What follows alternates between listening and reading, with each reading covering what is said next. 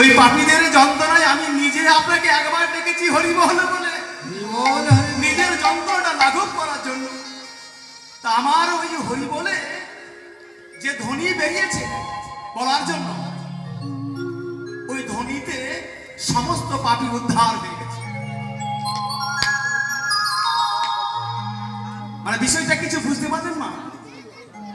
বিষয়টা হচ্ছে হরি বলতে গেলে, হরি শুনতে গেলে একজন আচারী মুখে শুনতে হয়, যার তার মুখে হরিকথা, আর যার তাকে হরিকথা শ্রবণ করানো অনুচিত। দাও দাও করে কাষ্ঠ ধরানো হয়েছে, আগুন জ্বলছে, সেখানে যদি ঘি ঢেলে দেওয়া হয়, ঘিটা যেমন পুড়ে যায়, নিমিষের মধ্যে উড়ে চলে যায়। যারা হরি বিমুখী, কৃষ্ণ বিমুখী, গৌরী গোবিন্দ বিমুখী, তাদের সামনে বিস্তারিত ভাবে হরিকথা বর্ণন করতে নেই।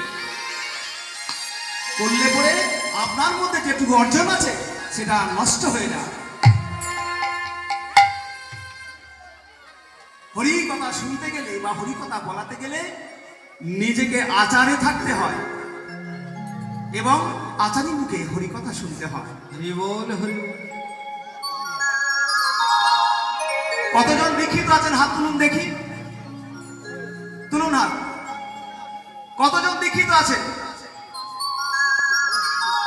এত লোকের মধ্যে এই সামান্য কজন? হায় রে আমার দুর্ভাগ্য। অনেক তো লোক রয়েছে, এই সামান্য কজন যদি গোনা যায় বড় 80 থেকে 90 জন হয়তো হবে, আর বাকি এখনো সদ্গুরু চরণ পায়নি। হবে না, হবে না বাবা। সময় থাকতে ভজন করতে হবে। ভজন মানে আমার ওই বাবার মতো তিলকান্নি করে নাম মালা ঝোলা নিয়ে ঘুরতে বলিনি। ওনার সৌভাগ্য উনি পেয়েছেন, এটা এমনি এমনি আসে না বাবা। যার ভাগ্যে, যার ভাগ্যটা ভালো হয় সে পায়। আমার যেমনই ভাগ্য হোক, আমি তো ভাগ্যগুণে মানুষ রূপে জন্মগ্রহণ করেছি, ভাগ্যগুণেই তো এসেছি মানুষ রূপে। মনুষ্যকুলে জন্মগ্রহণ যেমন করেছি, তেমন আমার কর্তব্য সময় হলে আমাকে গুরুচরণ আশ্রয় করতে হবে। গুরুচরণ আশ্রয় না করলে আমার হরিকথা আস্বাদন করে কোনো লাভ নেই।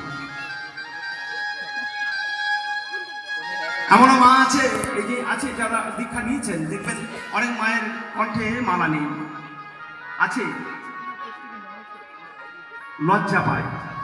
কিছু কিছু মায়েরা লজ্জা পায় যে মন্ত্রটা নিয়েছি, দুদিন থাকুক, দুদিন পরে খুলে দেবো, আর নালে বলবে এখন থেকে মালা পরে আছিস না।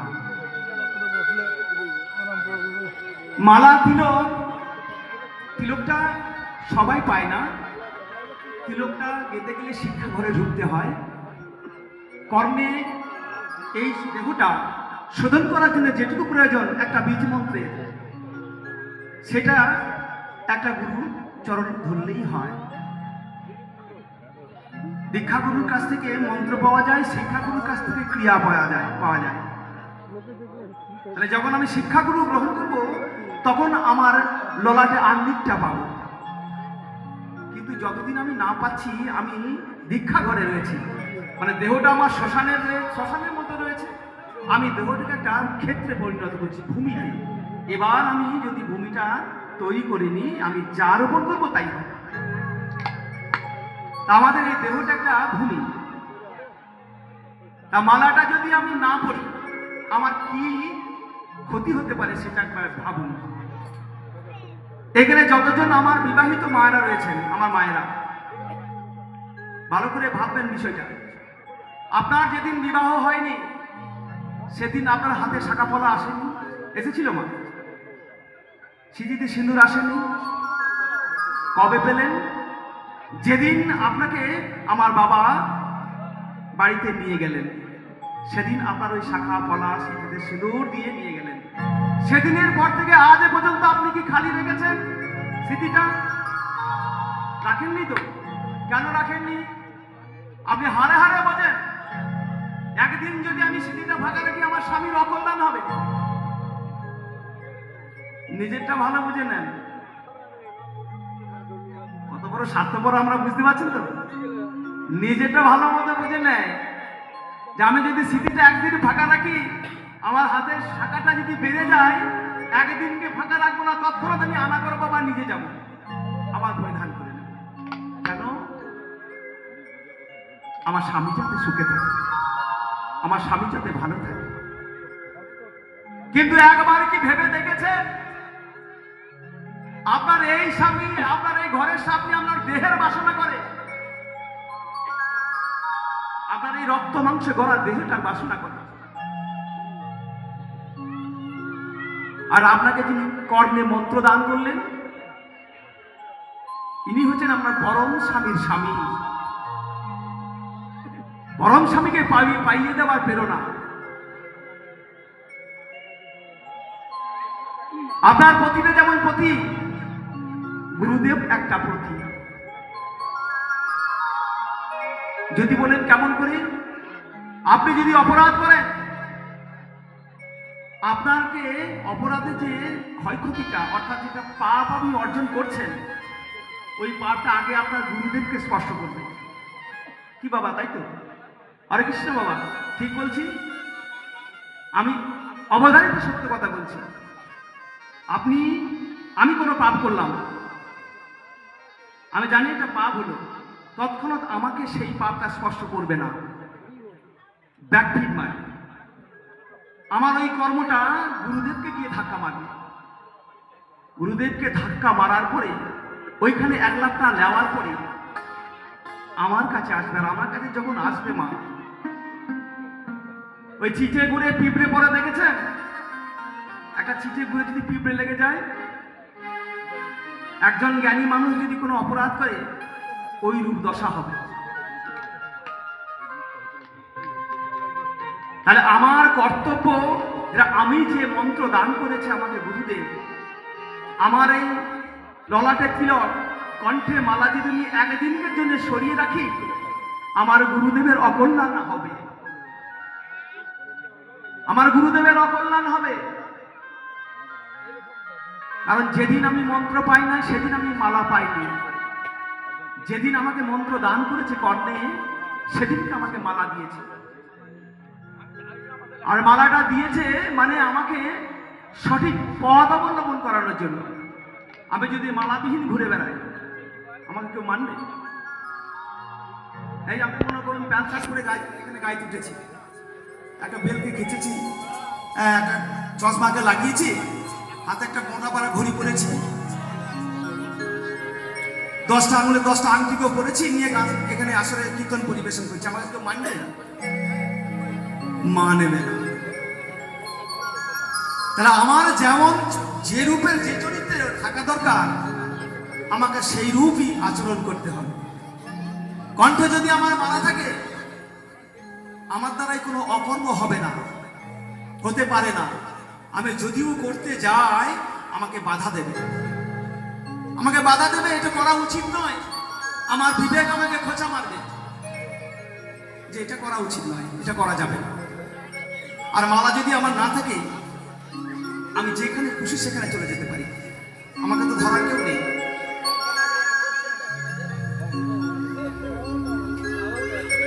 মালাটা যারা মন্ত্র গ্রহণ করেছে, যদি কণ্ঠে গলদেশে মালা না থাকে, অবশ্যই ধারণ করবেন মালা।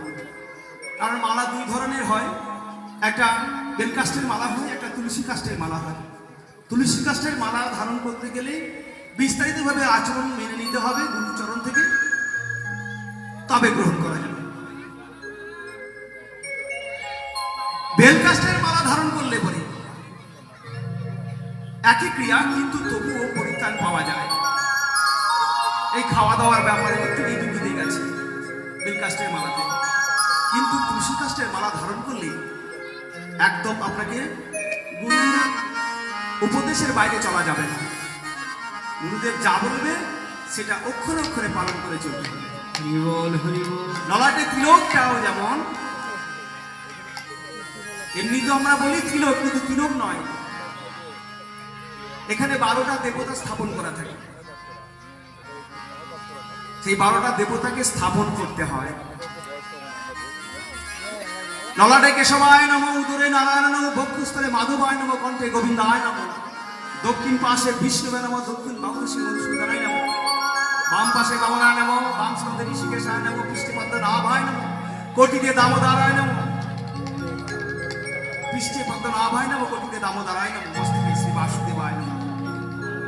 তাহলে আমি যেকে তিলক বলছি বাস্তবে দ্বাদশ দেবতা।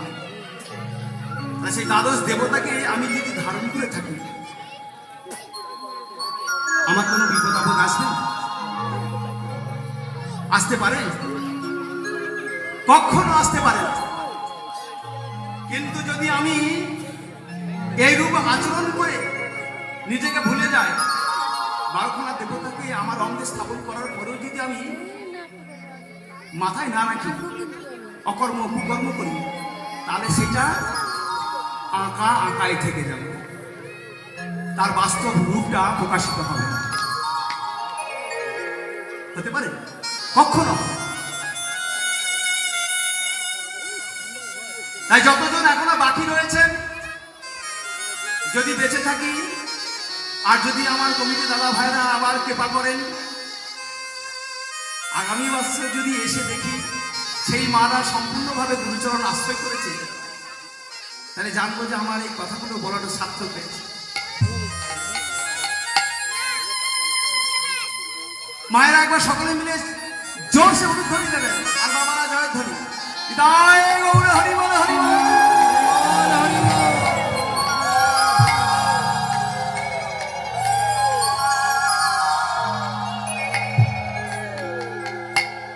নারদ মুনি যেই না এই প্রশ্নের উত্তরগুলো পেয়েছেন, তাই বুঝে নিয়েছে যে একবার কৃষ্ণ নাম করলে যত পাপ হরে, পাপীর সাধ্য নাই তত পাপ করে। আর আমি প্রাণ ভরে একবার দেখেছি প্রভুকে, যত পাপী ছিল সব বৈকুণ্ঠ গমন করেছে। একবার কৃষ্ণ নামে যত পাপ হরে, পাপীর সাধ্য নাই তত পাপ করে। তাই ভাবাবিষ্টের কথা দাঁড়িয়ে দাঁড়িয়ে দুটি নয়নের জলে ভেসে ভেসে এই হতকলি জীবকে ডেকে ডেকে বলছেন, তোরা কে কে যাবি আয়, কে কে যাবি আয়, যাবি আয়, কে কে যাবি আয়, অবসিদ্ধ পারে তোরা কে কে যাবি আয়, ভাব সিদ্ধ পারে তোরা কে কে যাবি আয়, ভব সিদ্ধ পারে তোরা কে কে যাবি আয়, ওই ভব সিদ্ধ পারে তোরা দয়াল গৌর হরে, ভব সিদ্ধ পারে তোরা দয়াল গৌর হরে, ভব সিদ্ধ পারে তোরা দয়াল মধু হরে, ভব সিদ্ধ পারে তোরা কে কে যাবি আয়। ও গঙ্গর দিবাচলম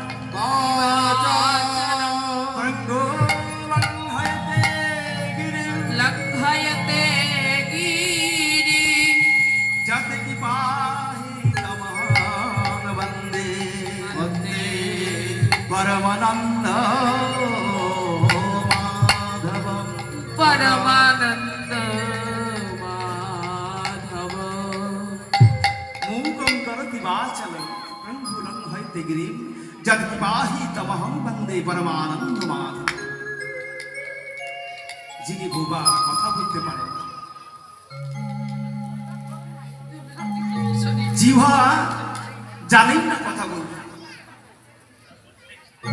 আমার গৌরহরি যদি কৃপা হয় তিনি কথা বলেন।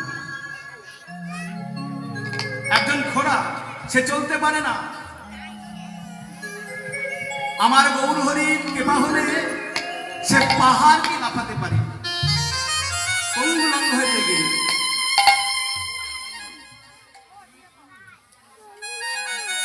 ভগবানের কৃপা হলে এত কিছু হয়। ভগবানের কৃপাটা তো এমনি পাবো না। ভগবানের কৃপা পেতে গেলে আমরা যেমন বৃন্দাবন লীলা শ্রবণ করতে গেলে এই যে গৌরচন্দ্রিকা গাইছে, বৃন্দাবন লীলা শ্রবণ করতে গেলে নবদ্বীপ লীলা শ্রবণ না করে গৌর বৃন্দাবনে যাওয়া যায় না, কখনো না। তাহলে আমাকে গোবিন্দের ভজন করতে গেলে আমাকে গুরুচরণ আশ্রয় করতে হবে, করতেই হবে। তাহলে গুরুচরণ আশ্রয় করে আমাকে যেতে হবে। তাই পদকথায় এক পাশে দাঁড়িয়ে দাঁড়িয়ে কলম দিচ্ছেন, কি বলছেন দেখুন, হরিনামে হরিনামে নৌকা, আরে হরিনামে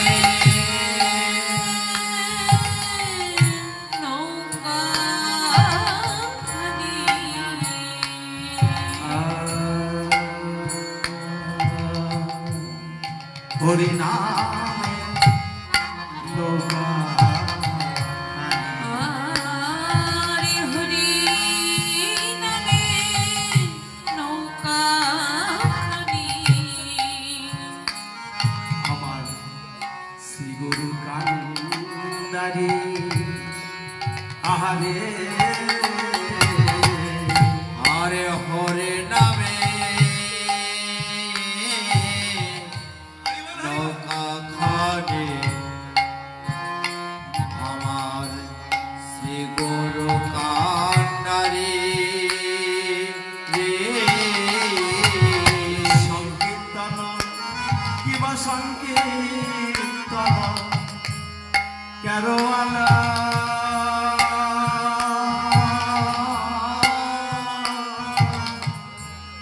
দুবাহু সারি আহারে, সংকীর্তন কেরল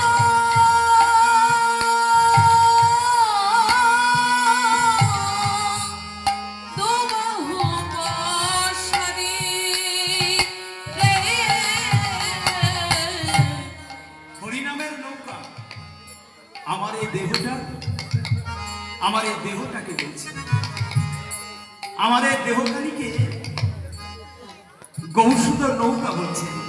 হরিনামের নৌকা খালি শ্রীগুরু কান্দারে, সংকীর্তন কেরো আলো দুবাহু বসায়। একটা নৌকাকে জলের মধ্যে ছেড়ে দিলে নৌকাটা এমনি ওপারে যাবে? যাবে না। সেই নৌকাটাকে ওপারে নিয়ে যেতে গেলে একজন নাবিকের প্রয়োজন হয়। হরিবল হরিবল আর আমাদের এই দেহটা, দেহ নৌকাটাকে সঠিকভাবে নিয়ে যেতে গেলে আমাকে গুরুচরণ আশ্রয় করতে হবে। গুরু বিষয়টা ভাববেন, গু শব্দের অর্থটা হচ্ছে গু মানে অন্ধকার, আর রু শব্দের অর্থ হচ্ছে আলো। গুরু বস্তুটা হচ্ছে আলো। অন্ধকার থেকে আমাকে আলোর জগতে যিনি নিয়ে আসেন তিনি হচ্ছেন গুরু। হরিবল হরিবল তিনি হচ্ছেন গুরু। কিন্তু আমরা মেতে আছি কোন জায়গায়? চারটে জায়গায় মেতে আছি, আহার, বিহার, শয়ন আর মৈথুন। বেশিরভাগ মানুষ চারটে জায়গায় মেতে আছে। কেউ খেতে ভালোবাসে, চব্বু চষে দেখবেন পছন্দ করে অনেক। হরিবল হরিবল কেউ ঘুরতে, বিহার ভ্রমণ, হ্যাঁ আগামীবারে গেছিলাম পুরীধাম, এবারেও আবার যাবো, মানে যাবেই যাবে, ঘুরতে পছন্দ করে। কেউ ঘুমানো একটু সুযোগ পেলে যদি চেয়ারের মধ্যে বসে আছে, না না চেয়ারের মধ্যে বসে আছে আরো পাঁচজন আছে, থাক থাক তুমি। মৈত্রীর কথা বাদ দিবি, প্রেম আমাদের মধ্যে অধিক বলশালী। এই চার জায়গায় আমরা বেঁধে আছি। তাহলে গুরুকে আমরা হাত ধরে পাবো কোথায়? গুরুর পথটা দেখতে পাবো কি করে? আমরা তো অন্য জগতে মগ্ন হয়ে গেছি। হরিবল হরিবল তাই ভাবাবিশ্ব পদাকর্তা এক পাশে দাঁড়িয়ে দাঁড়িয়ে কলম দিচ্ছেন যে কে কে যাবি তোরা ভগৎ পার? আমার দয়াল গৌর হাত ধরেছে। অবিশ্বাসের কথা লোচন দাস এক পাশে দাঁড়িয়ে দাঁড়িয়ে কাঁদছেন। সবে জীবী পার হইল গোরার প্রেমের বাতাসে, প্রেমের বাতাসে করি আর হিল লোচন আপনার দোষে। আপনার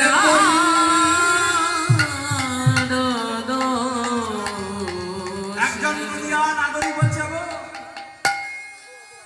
দাঁড়িয়ে দাঁড়িয়ে কাঁদছে কেন? গোরার প্রেম বন্যায় গোরার নৌকোটি সকলে পার হয়ে গেল, তুমি দাঁড়িয়ে আছো কেন?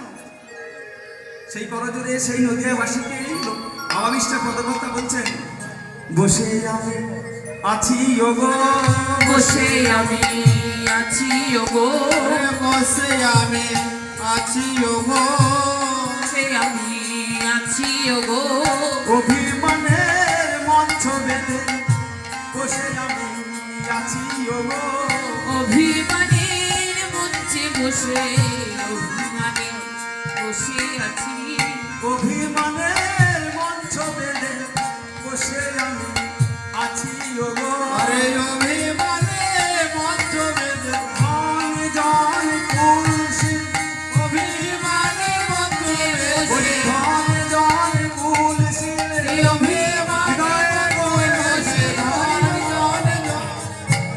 অভিমানের মঞ্চে বসে আরে বসে আমি আছি ওগো, সব জীবী পার হইল গোরার প্রেমের বাতাসে, প্রেমের বাতাসে ওরে আর হইল লোচন আপনার দোষে। আরে পরিয়া রহিল লোচন আপনার